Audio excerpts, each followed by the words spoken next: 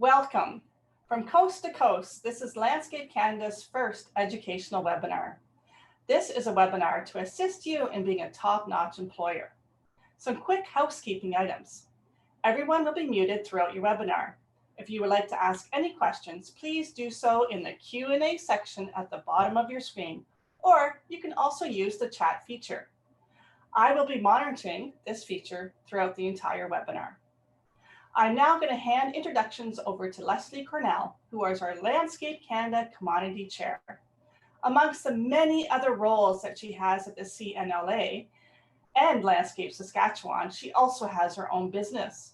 She is a business owner of a landscape construction company, landscape design, and a retail garden center. Leslie, take it away. Thanks, Anne. Welcome, everyone. I would like to take this opportunity to introduce our enthusiastic presenter, Jeffree Scott, for today's webinar, who's the leading authority on growth and profit maximization in the landscape industry. He grew his own landscape company to a $15 million multidiscipline enterprise. He's now devoted to helping others achieve profound success. Jeffree is the founder of the Destination Company Culture Program, which has been adopted by hundreds of landscape firms across the continent, allowing companies to attract and retain the best employees and build their competitive advantage. So Landscape Canada will also be pulling 2 names from the participants at today's webinar and sending you Jeffree's book called A Roadmap to Attract, Motivate, and Retain Great Employees, Become a Destination Company. And with that, we welcome Jeffree Scott. Thank you, Leslie, so much. Thank you, Landscape Canada. The limiting source in all landscape businesses, and perhaps all businesses, is people, right? It's not money, it's not ideas, it's not clientele. It's really your people, the people you can attract, and then your vision for how you employ and motivate people. And so years ago, I was inspired to write the book Destination Company, and I have a copy right here. I was inspired, in fact, by Dave Wright, who's the president currently of Landscape Ontario. Dave came up with the title, and it's just the need for building a destination company that attracts, retains, and motivates great employees. That need has been growing ever since the kernel of the idea from 10 years ago. And so today we're going to share with you ideas and really a lot of case studies here on how to do a better job of becoming that destination company, building a company that can attract, retain, and really develop and motivate great employees. We have 2 awesome landscape entrepreneurs with us here, Mark Hutton and Chris Griffin. I've known Chris for, I'm not sure, 8 years, maybe 10 years, somewhere in there. Maybe Chris will hopefully remember. Mark for fewer, but still, both of these gentlemen run excellent companies. Mark, you want to come on quick and give us a quick intro to your company? Sure, thanks, Jeffrey. Glad to be on. Thank you also, Leslie and Anne. Real pleasure to span the country here and chat about this today. So yeah, we're here just in Owen Sound, 2 hours north of Toronto in Ontario, Canada. So we do landscape design build as our main focus. We've added maintenance services. We also work on a lot of waterfront. So we do docks and boat lifts, also aluminum products that come in and go out seasonally. So that's added a nice revenue stream to our business. And we're excited to continue growing contractual revenue services, recurring services, and let design build be the engine that fuels it for now, and see if we can turn those engines around. Excellent. Thank you, Mark. And so, Mark, how long have we known each other? About 4 years? Must be 4 or 5 years. 5 years, 4 years. Yeah. Okay. Chris Griffin from Manitoba. Thank you, Jeffrey, for the intro. And again, Anne and Leslie, and all of you for watching. So currently, yes, we are located in Brandon, Manitoba, which is 2 hours west of Winnipeg. We're kind of directly in the center of the country. That means that we're going up and down and left and right. Our company does sort of the same thing. We're in a very small market Brandon has a trading area of about an hour and a half around to about 180,000 people, and Brandon itself is only 50,000. So we're in a small trading area. We do travel out to 3 to 5 hours outside of the Brandon area. Our core business started and is still design, build, landscape. We do have a maintenance department as well as a retail garden center and a bulk yard.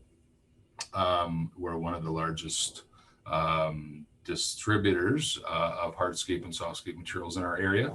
And as well as we have an excavation department and a yard care department as well, and acquired a fence and deck and a rail department a few years back. So we do a number of things. We have a complement of about 95 staff. So people are very key to our organization. I have known Jeffrey for just, I think, 8 to 9 years, or around 9 years. We first spoke and have gotten to know and follow Jeffrey's over the years because of, first of all, I think it's extremely important when individuals have worked both sides and been both sides of the industry, but also take a leadership role. And I think Jeffrey, you command a round of applause for the leadership that you've taken throughout this pandemic, of just keeping and being able to really create that leader's edge concept of all the good, but all the challenges, and then also solutions. And I think that everybody on the call today are going to get a lot from Jeffrey. So happy to be here, happy to share whatever I can, and let's have some fun. Okay, excellent, Chris. By the way, I think your business would be large no matter where we placed it, no matter the province. Thank you. I mean, your garden center is significant. Okay, let's jump right in. Oh, so 95 employees. And how long have you been in business, Chris? So we've been in business 22 years. Yes. 22. So Mark, how many employees and how long have you been in business? Business was started in 2000, and we're at about 30 employees right now. And so you're second generation, you bought it from your dad, and how big was it then and how big is it now?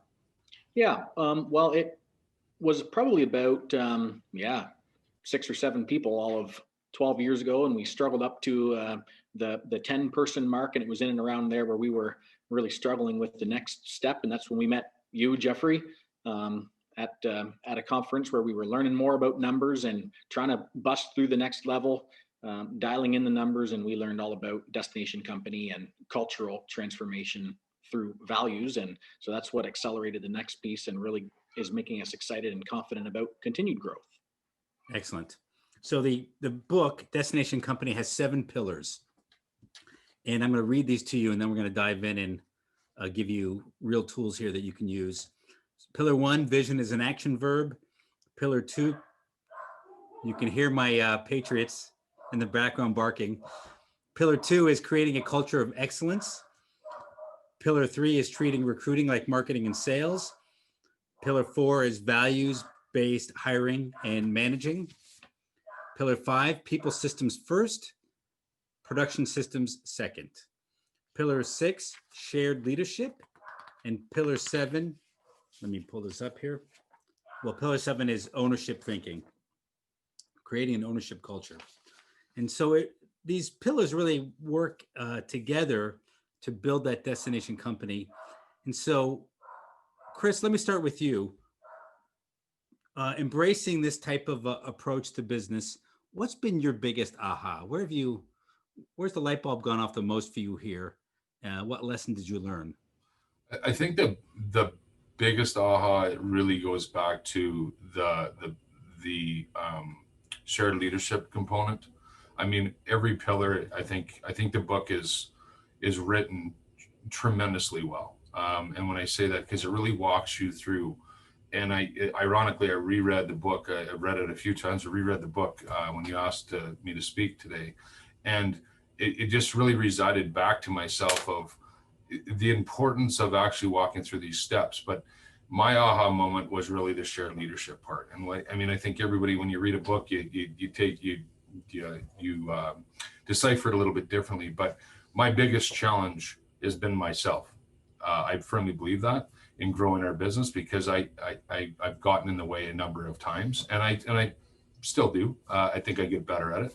But when it comes to sharing your leadership and sharing that and sharing the numbers and sharing your vision, you can say your vision, but really dissecting it and working with your key individuals, it's absolutely amazing, the power that creates within an organization, that really allows you to focus on where you're going. So how big is your leadership team? So we have 10, tweaking on 11 on our leadership team right now. And how many direct reports to you? I have 3 direct reports to me. So you have 2 layers on your leadership team. Yeah. And so what does sharing leadership mean for you, and how's it benefited the company?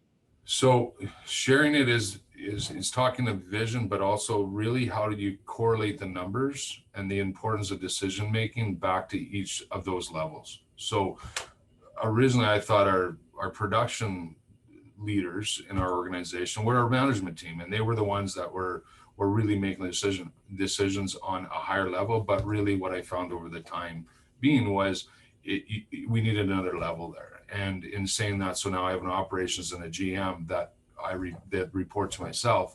And although I still lead and mentor throughout this process, it's more about allowing them access to ask the questions. And some of those questions that maybe are just in my head. So it allows them to decipher. And it's taken a long time. It's taken 2 solid years of correlating of what we're doing, why we're doing it, and then how it reflects to our day-to-day numbers and how it impacts their decision-making process on a day-to-day, hour-to-hour, month-to-month, year-to-year basis. And you have a CFO, or do you have a CFO? Yes. Yeah. So we have a financial manager controller that looks after all our controllership.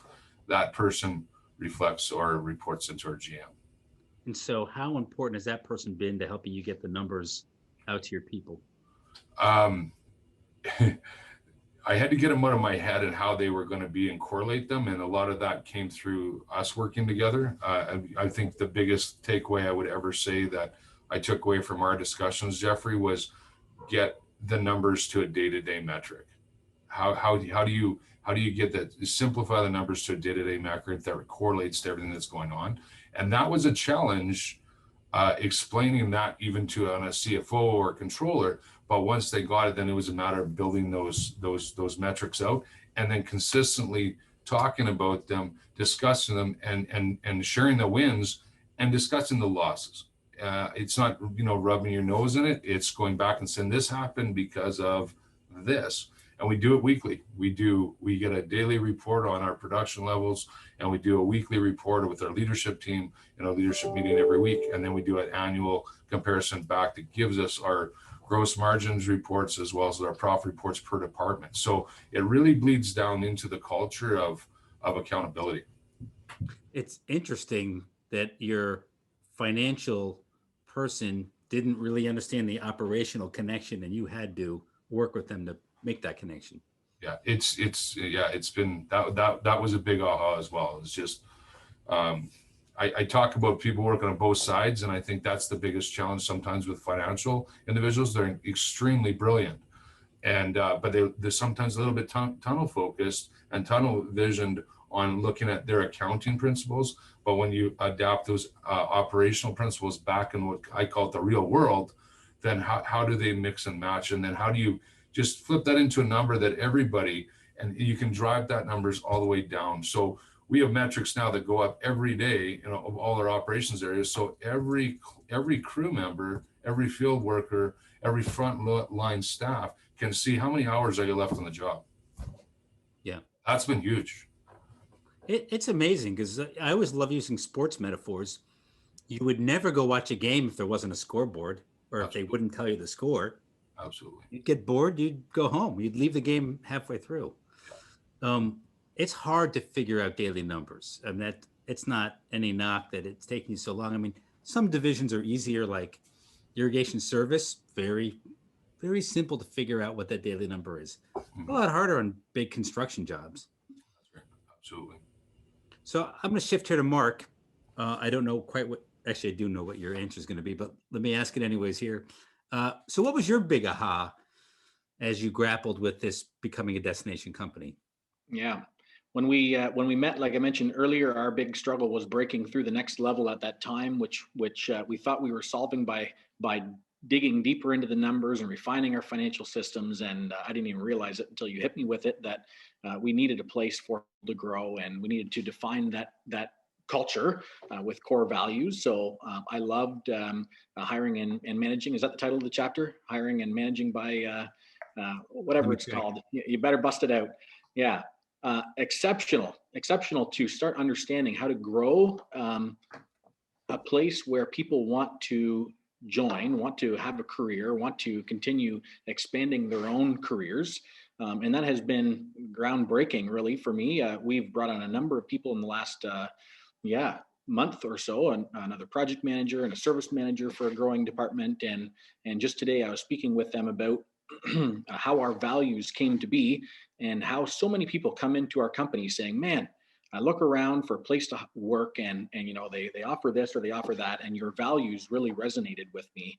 Your culture really is exciting to me, the way that we promote that.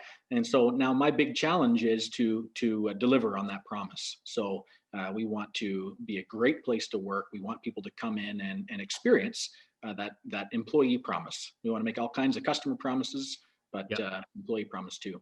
Values-based managing and hiring, or hiring and managing. So I'm going to show your values here. Can everyone see that? A couple of them. Yeah, there you go. Can you see all four? Yeah. So take us through how we created these. Yeah. So when we met down at Jeffrey's place in Connecticut at that time, when he was a little closer to home, the North Country here.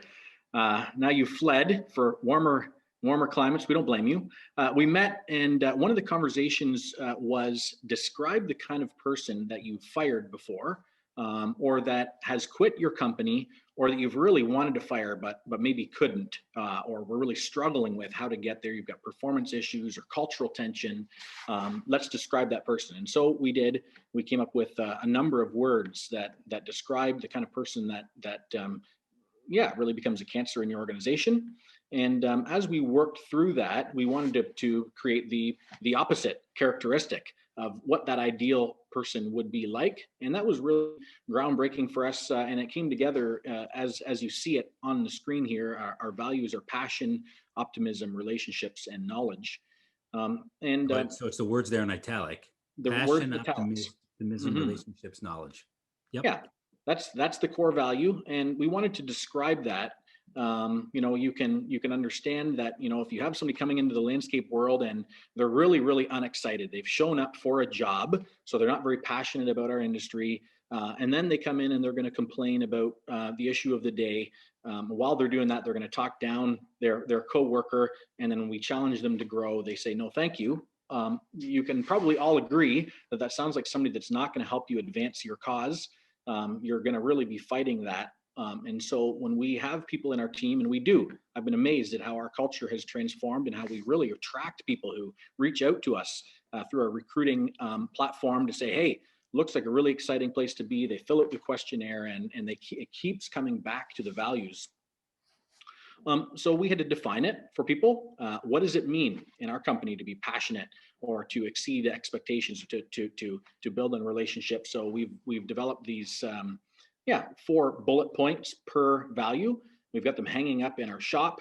They look different in our boardroom where we invite clients to come and see proposals. It's a little bit more,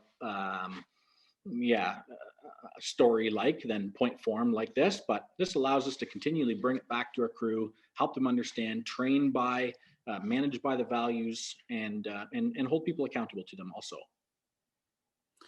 So what's the name of the motorcycle company that you look back to also inspire you? Thank you. Yeah, KTM. So I'm a big fan of KTM motorcycles, enduro motorcycles, and when I was looking at being inspired by values, I did buy an enduro bike at that time, and the KTM brand and how they market their product really spoke to me. It was one of the reasons why I really enjoy their product. It's also a high performance product. And on KTM's page, if you look at vision, yeah, they had some of the off-road heroes of the day by their values, and it was very, very cool. I was super inspired by that, and so I want to bring that into our company where we can see the people on the ground, the heroes of the day in our world. You know, we like to talk about the actual hero in our company being the customer, but when we're talking about recruiting, talent, careers, we need to focus on the guys on the ground doing the work. And so you see a number of our team members out in the field, and then we get to have them make that personal connection back to the value. Yeah, I think they had 3, right? So we decided to keep it simple. You went for 4. It's all good. It's hard. It's one thing to create values, put them up on the wall, but it's extremely hard to keep them alive day to day, work and live by them day to day. And then it's even harder to put that brand out in the world that attracts great employees. Even I'm surprised, Mark, at how people are calling you up, attracted to your values. What have you done to get those values out into the world, out into the employee world?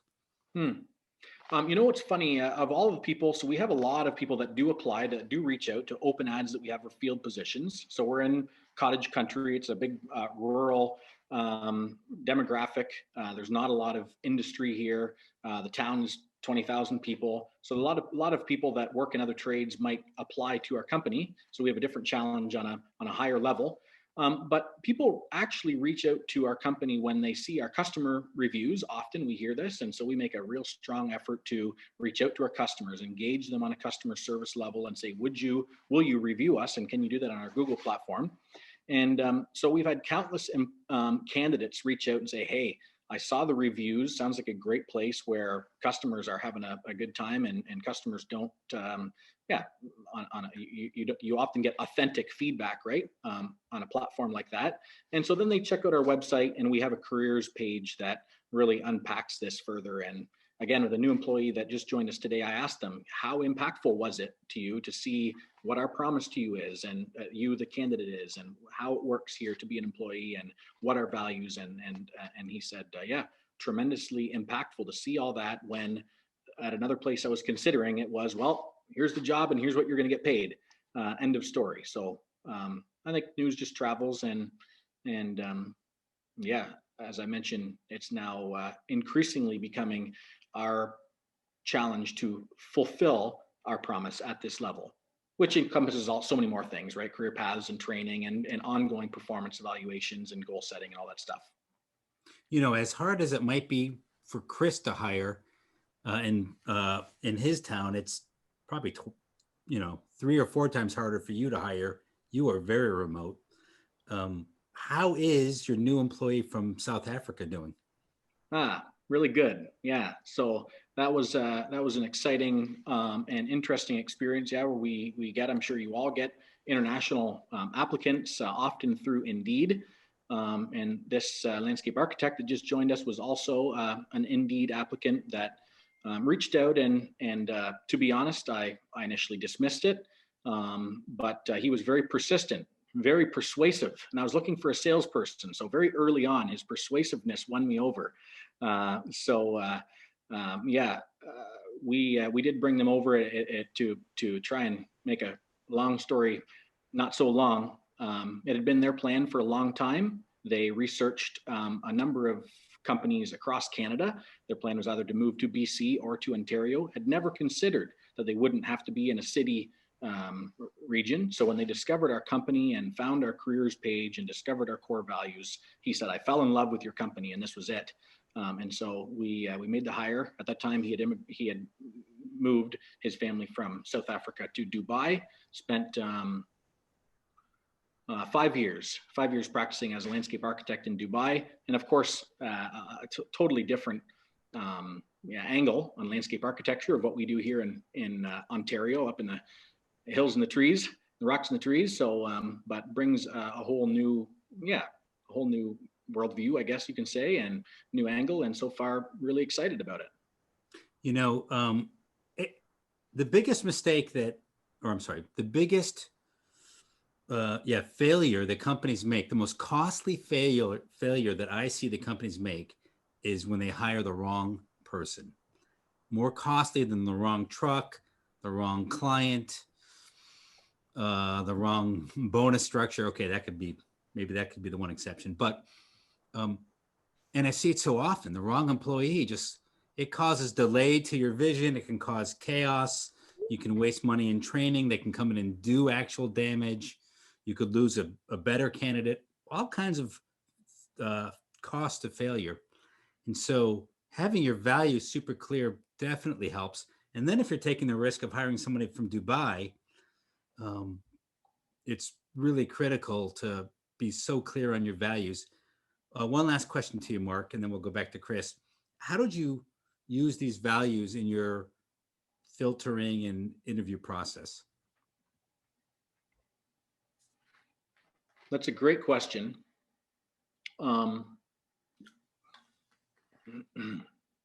You know, you get to gauge a lot about a person, of course, when you do meet them face to face. So I can't say it's any one thing.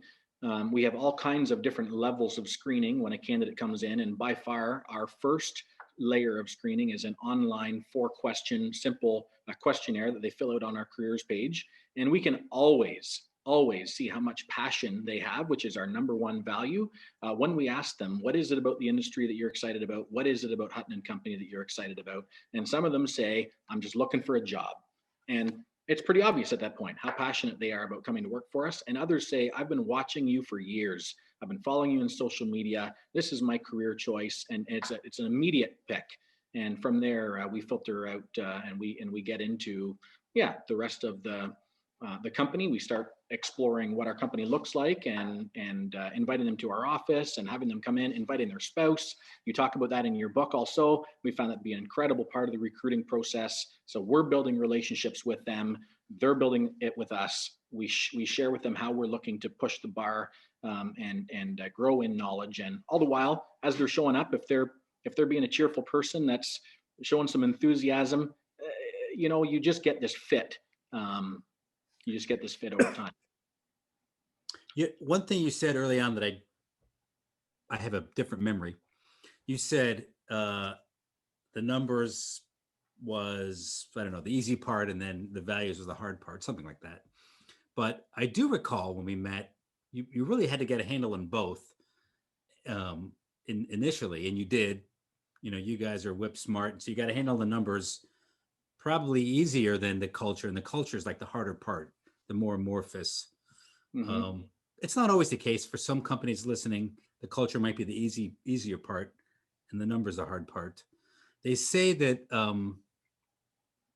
culture eats strategy for breakfast, something like that.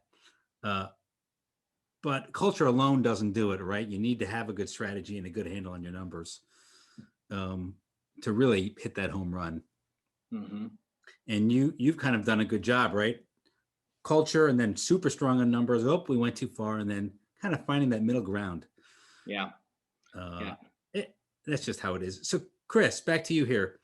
Jeffrey, may I interrupt just for a minute? There's a question from the table there about recruiting and where do we recruit or advertise for recruiting, I think was the question.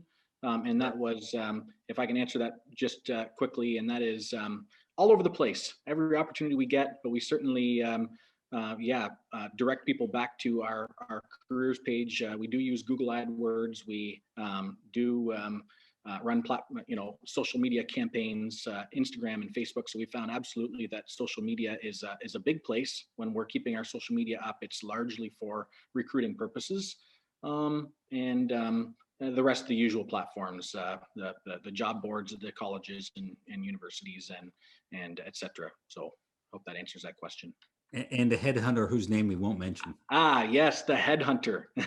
Whose name we won't mention, but did I ever discover that you can have a bad headhunter and a good headhunter, and that a good headhunter even represents your brand in a way that I hadn't considered. A bad headhunter will turn people away, and a good one will intrigue people. The same with the salesperson within your company, huh? Chris, Same question to you. Where do you advertise to recruit? What's most successful for you? Kind of along the same lines. We look at all their social platforms.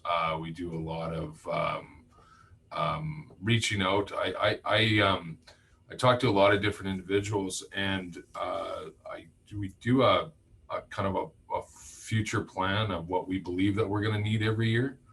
So especially in key roles. If there's somebody that I come across that aligns with our core values and what I would believe be a good fit at that stage of the game, sometimes we'll have a conversation. And our GM approached us 2 years ago when she was looking at moving from her current role. And at that time, I said to her, we weren't ready. And once we were ready, I approached her and we had a conversation, and it's worked out very, very well. So I think the simple answer is everywhere and anywhere you can. I think that you never stop. I agree with you. I think when I first heard you say that statement, Jeffrey, but you never stop recruiting, I got, well, that makes no sense. But it has made a tremendous amount of sense in the last 3 or 4 years. Clear and clear. You just can never stop. So social media, any platforms we can, Indeeds, we use some local social media as well. But a lot of it is word of mouth, and we spend a lot of time throughout the organization. This year not as obviously as much as we could because of the pandemic, with family events, staff monthly picnics, staff lunches, things like that. And also when there's reviews and discussions and we're looking for people, we lean back on the individuals that are doing well. And if there's anybody that you think that may be a fit, please pass their names on. So currently our latest large hire has been an HR manager, and we're starting to use redefine some of those tools that we're using and more streamline them as well. But I don't think there's a simple answer. If I'll add a couple little points into that. A number of years ago, we were at about a 3.5% to 4% unemployment rate in our area. And although that we're in a pandemic this year, and we have been, and the unemployment rate has been 11 at times and higher, it's felt like 3 to 4% again. And I think part of it is because people are uninsured. And I think so that's even more and more important of the things that Mark's talking about, of core values, telling your story when you can, and don't candy coat it. It's a tough industry. There's lots of upsides to it.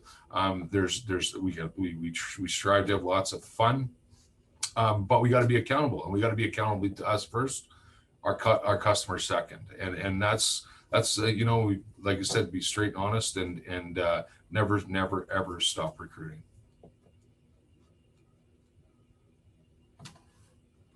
You're on mute, Jeffrey. Sorry. Thanks. Thank you for that. Zoom just popped up that I was on mute, but Mark, what's been the most important pillar for you this year during the pandemic, 2020? Yeah, I think what we've seen is people get deflated by the news and how much that impacts our culture and starts undermining our values and all the work that we're putting into promoting a positive place. And so at some point in the book, you do speak about pumping the vision balloon and constantly breathing life and breathing air into that. And so having a clearly defined vision and keeping people looking forward to, what we're achieving together as a collective whole, as a team. This year was a really, really tough one for us in open book management, where we have all of our numbers up on the wall, and I'm changing that this year. And I found that, when the going's good, people can really see the numbers and still keep sight of the vision. But when things start heading south and news is really pessimistic, and you're struggling at home and maybe even a little fearful, man, do you ever need a lot of encouragement? So having a solid vision on the wall, and something that we can keep coming back to and reminding people of what we're out there to do, has been really impactful this year, and I've had to come back to that myself. Right, the personal vision. I just want to remind people listening that if you haven't read the book, let me give you one for free right now. If you go to jeffreyscott.biz/free book, you can download a copy of this book. Awesome. Chris, I'm what? Second copy. What's that? A second copy. For some reason, books are so expensive in Canada. I don't really know why, but like books that I buy on Amazon, when I look on Canada, you have a huge tax on them. Mm. It's crazy. Chris, what's been the most important pillar for you in the year 2020? I will say vision, but when I say vision, it's vision through, and I say that because I think that part of that also is, all the pillars have been extremely important. But I think the other thing with the vision is making sure that you have a vision for today and you're communicating consistently the challenges, but also solutions through that. And with your immediate team, and that's been absolutely clear. So I do concur with Mark when he was talking about when you put too much information. I think that big learn has been is you put too much information up. And my wife Karen, it's my partner, and she's a tremendous individual. She says all the time that sometimes it's confusing, and I'd agree with that. When and it's no different whether it's a pandemic or we're in a push situation where we've got to get a project done or a large project, and things maybe aren't just going right.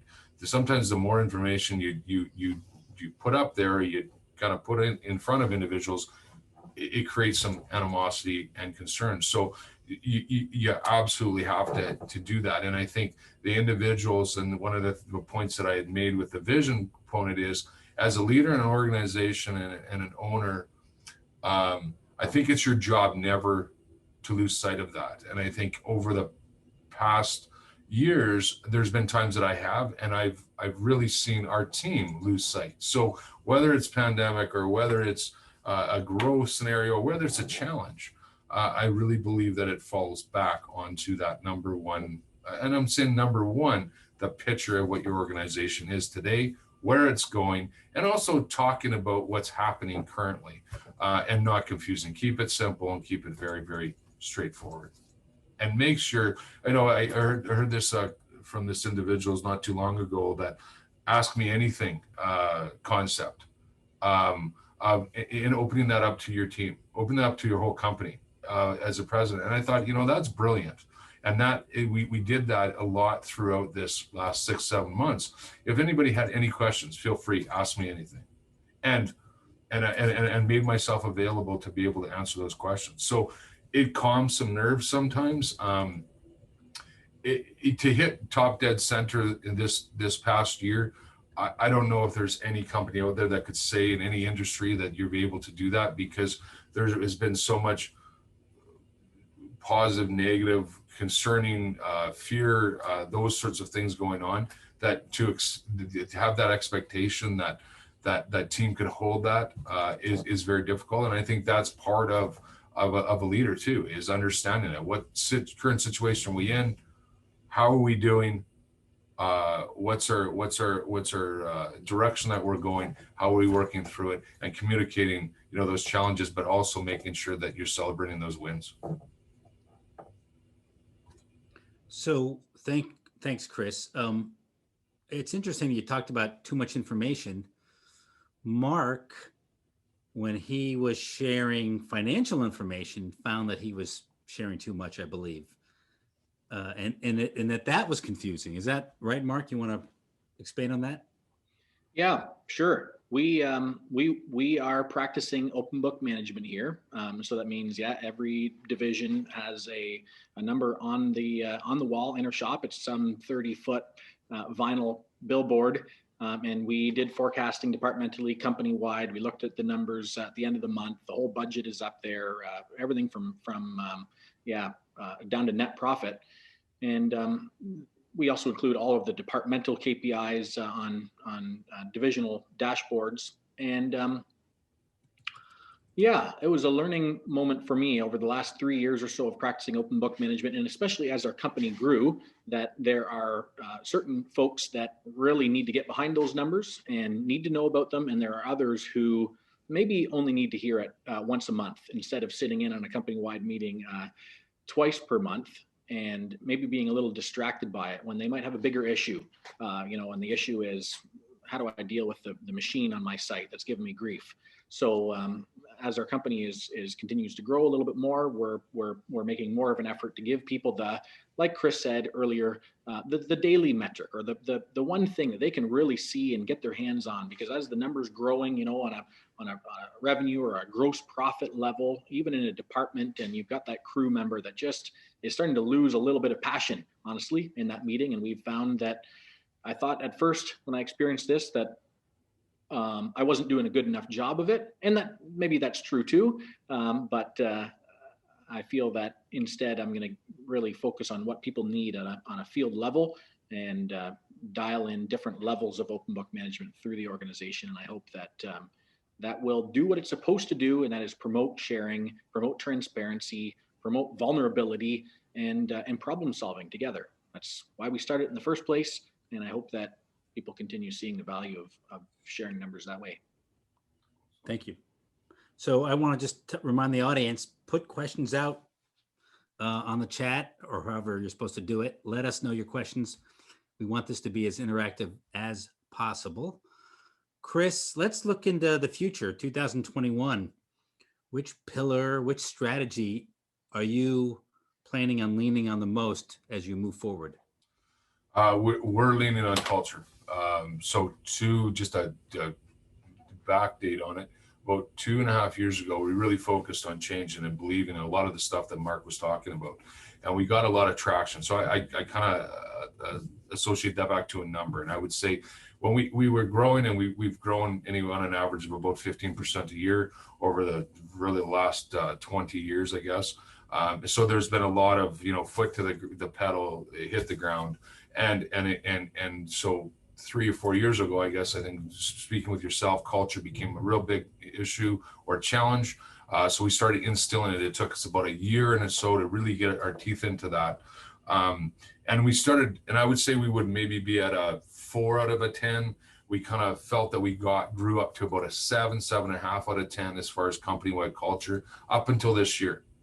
And because of pandemic and challenges and whichever else, I really felt, and our leadership team felt that our culture fell off. And not that we were necessarily doing anything different, but I think just the level of issues or, in the world, it pulled back on the culture. We couldn't have our weekly picnics or get-togethers with our teams. We were having a hard time having all the people together in safety meetings. We had to, really separate. We had to make sure that we were staying safe. So the focus was stay safe, communicate what was going on, and let's try to have, celebrate some simple little wins. And so our goal for 2021 is really to dive back into that culture piece and really start re-engaging individuals.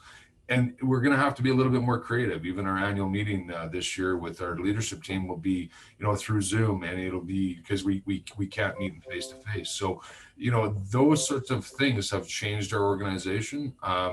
And I think, but it still goes back to number one thing is people. And so our focus this year will be increasing our culture, working on it together, coming up with different strategies, and really making sure that information is shared and refocused. Speaking of culture, here's a question. Let me take it from the chat first. So if you're a small company, what would be the top 3 engagements to make sure we do in 2021 for recruitment and culture? So they have 8 people in the company. They don't have unlimited resources.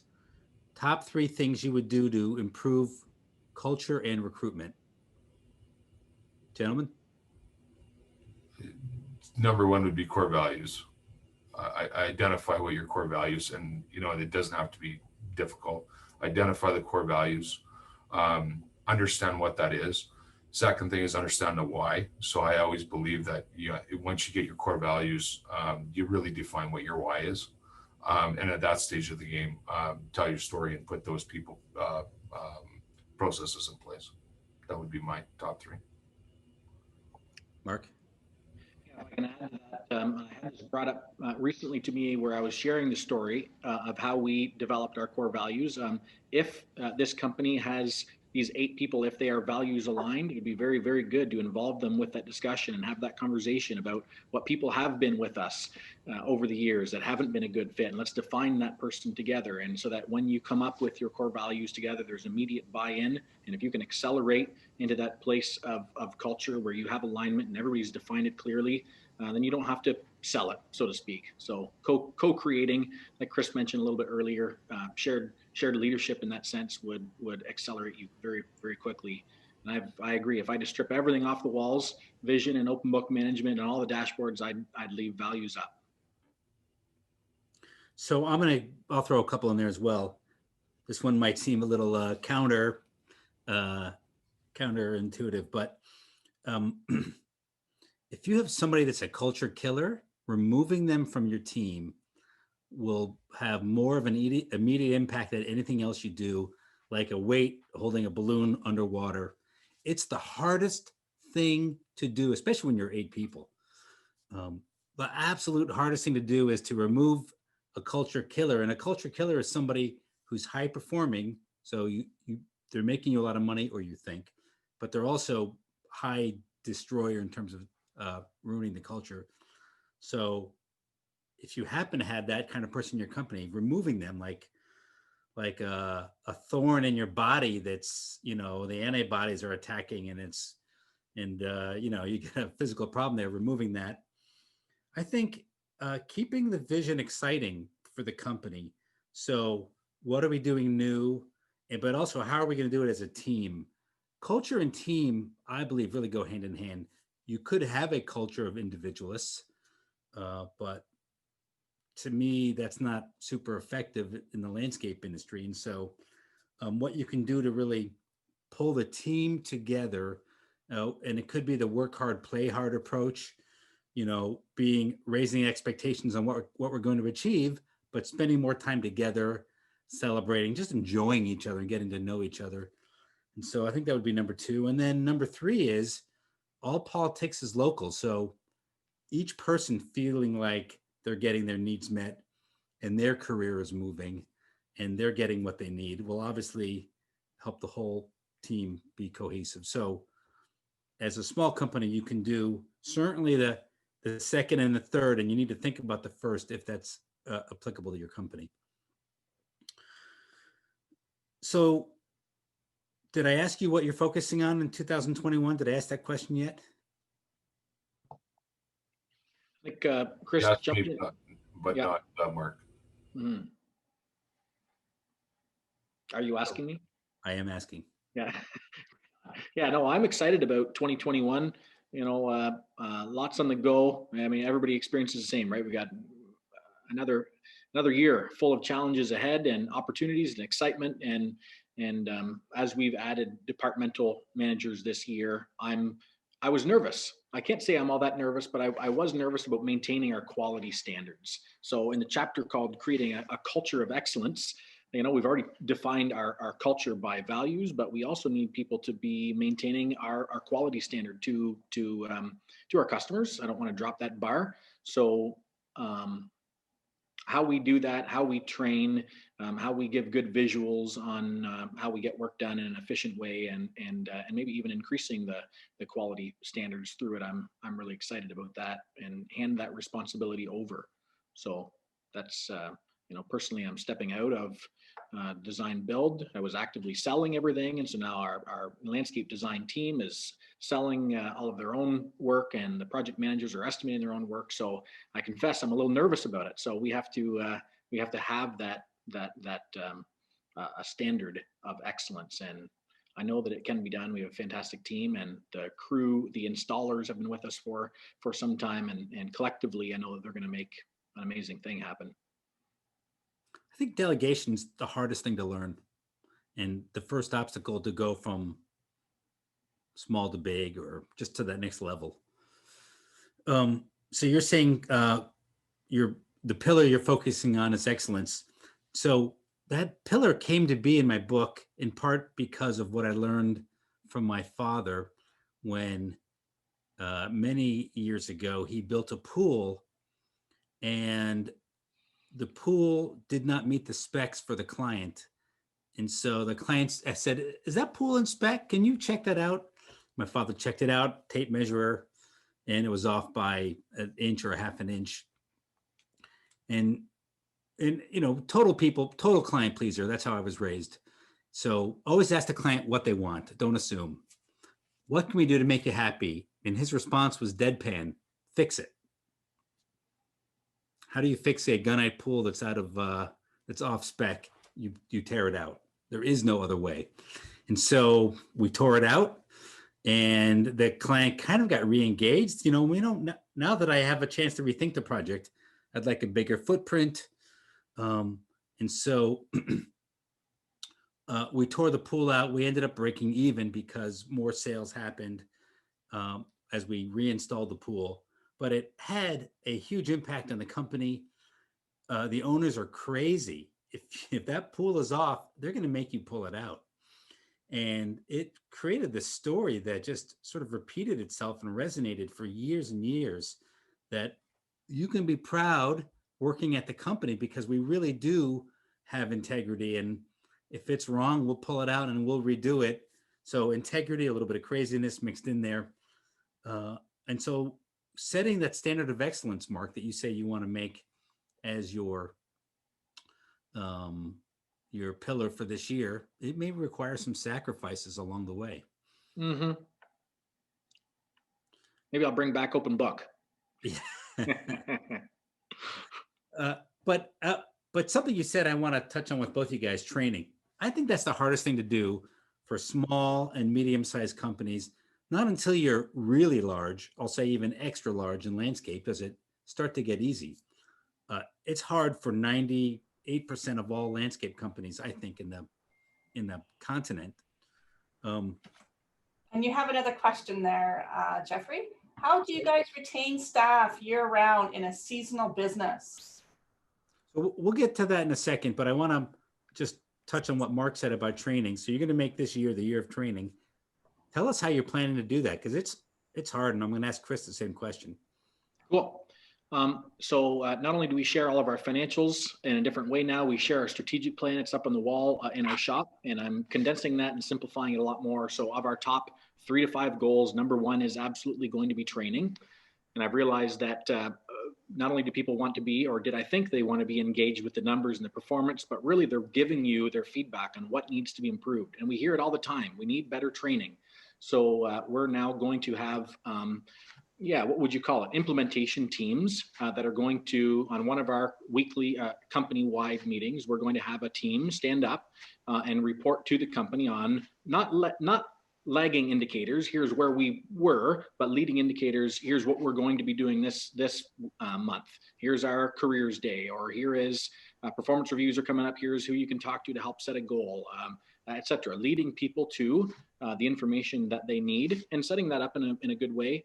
I'm going to have a back-end web page where people can log in, learn all about the department, what kind of career paths exist, what training is available, who they need to approach to learn more about that, and really make it easy to follow and not intimidating.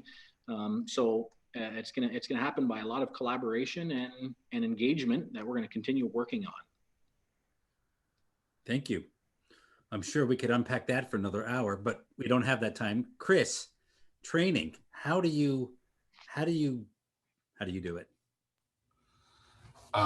You never stop. You keep it as simple as you possibly can, and you engage the individuals that are responsible for that. And when I say that's all our department managers and production managers are responsible for their teams.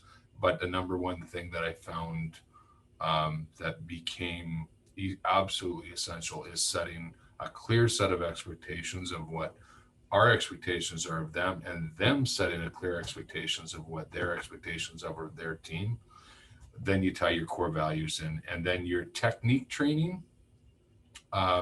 There's lots of systems that you can use. So we use, a few different programs that we work with to get the basis, and then from there refine what those specific techniques that individuals may need to learn.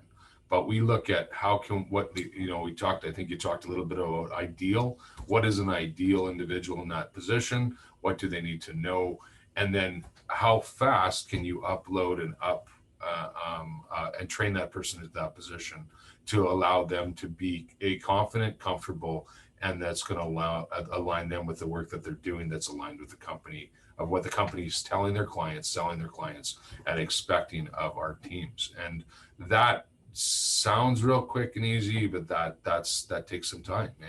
But I think the number one key thing is setting those expectations with your immediates, and then also making sure those expectations are aligned with all of those individuals that are helping you achieve each job, each service that you provide. And I look at our garden center. Our garden center is, has done a tremendous job on customer satisfaction this year. In all the challenges, the number one thing that I've heard back a number of years is they're there to listen. They listen.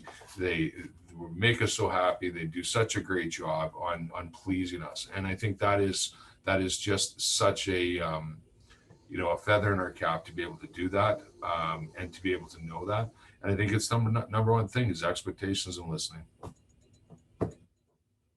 One of the reasons I like the career ladder, which is a simplified way to show people all the opportunities in the company, is that if you have a manager in charge of 20 people, you can hold them accountable beginning of year, end of year.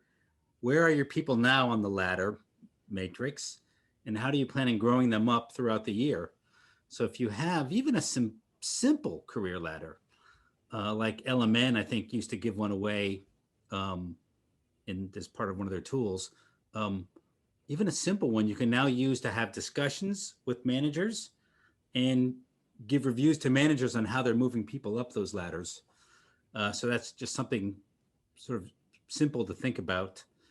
We have one more question here. Just a reminder to people listening, Chris and Mark, they've both been in my peer groups. I run the largest peer group network in the industry. I coach one-on-one, which I've done and do with Mark, and have done with Chris.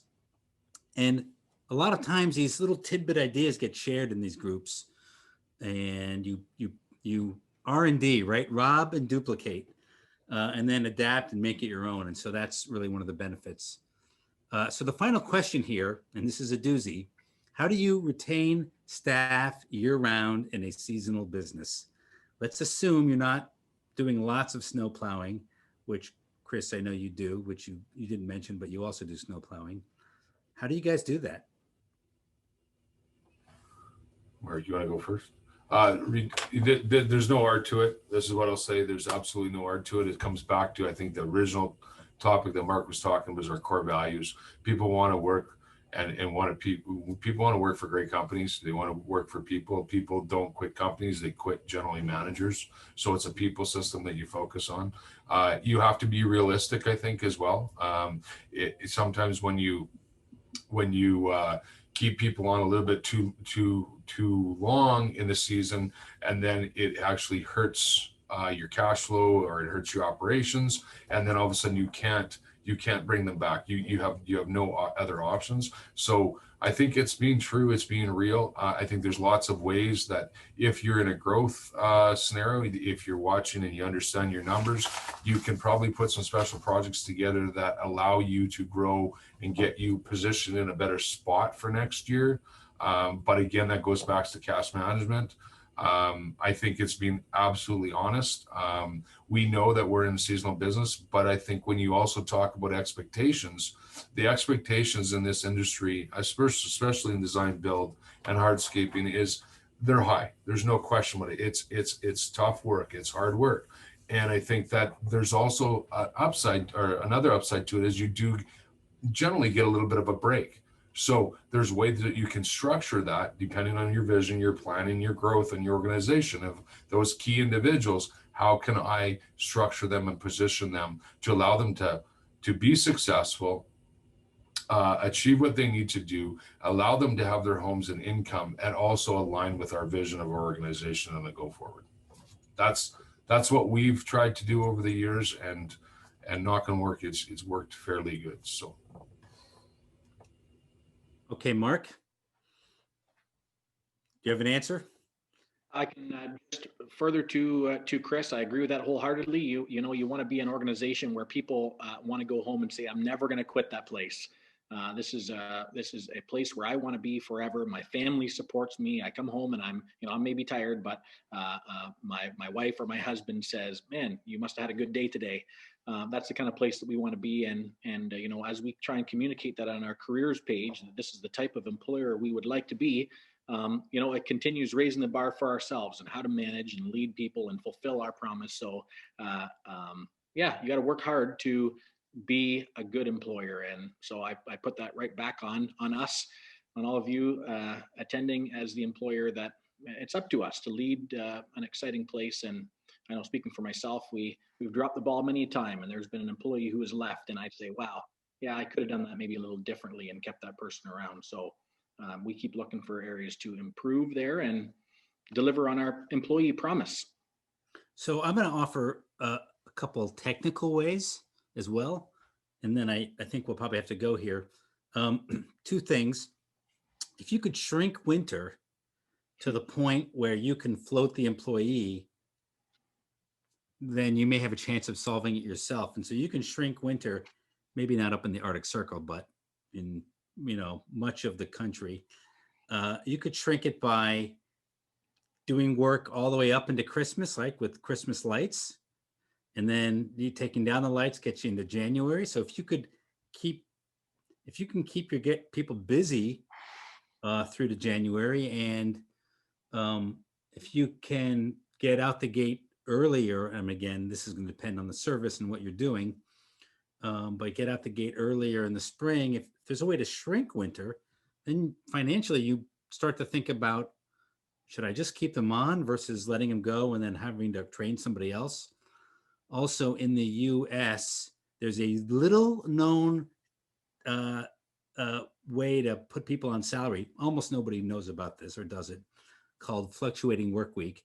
Canada, I believe there are some ways to do it even more commonly, where you bring in an employee and you pay them all year round on more of a salary basis or on a consistent basis for the work they do in the 9 months.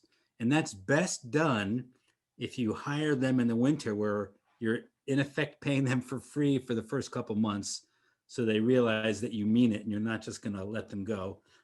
Technically, I don't quite know how you do that in Canada, but even in the US, that possibility is there, but people just don't take advantage of it. So I would look at ways of setting up your company as a career where there's steady paycheck, and just make sure that you're making enough, do a good budget, so you know that you can cover your overhead, and be prepared to work overtime in the 9 months so that your employees can really have get some kind of paycheck through the winter while not doing as much productive work. So perhaps we can come back next time, Anne, and talk about how that's possible. But I think it's one way to think about it. Thank you guys so much for coming today, Jeffrey, Mark, and Chris. It really seems to me that having a mentor has quite likely helped with a lot of your company decisions and directions. Jeffrey, I think your book is excellent. I've downloaded the free copy, of course, and I will go through that in detail. But it's really difficult as a small business owner to keep yourself on track. So I think there might be some value in that peer grouping. Thank you to all the participants for joining us. If you haven't already registered for the next week's webinar, please do so. It is on Wednesday, December 2nd, same time, which is 2 p.m. Eastern time. We will have two other great companies join us. David Lammers, he's the president and founder of Garden Grove Ground Commercial and Snow Management, and Doe Taylor, owner and division manager of Frontiers Design Build in Georgetown, Ontario. All this information is on the CNLA website, or click on the link in the chat section found below and register now. That is all there. So just thank you again. I really enjoyed this, and I don't know if there's any other lingering questions out there, Anne? No?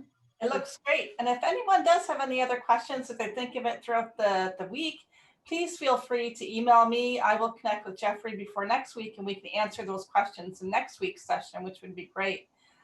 There's some amazing discussion here. And I mean, it'd be great to go on, but that's why we have next week to go on and on. Excellent. Thank you, everyone. Thank you. Thanks, Thank you. Mark and Chris. Good luck. Thanks, Jeffrey. Have a great day, everyone. You betcha. Take care. Take care. Thanks so much.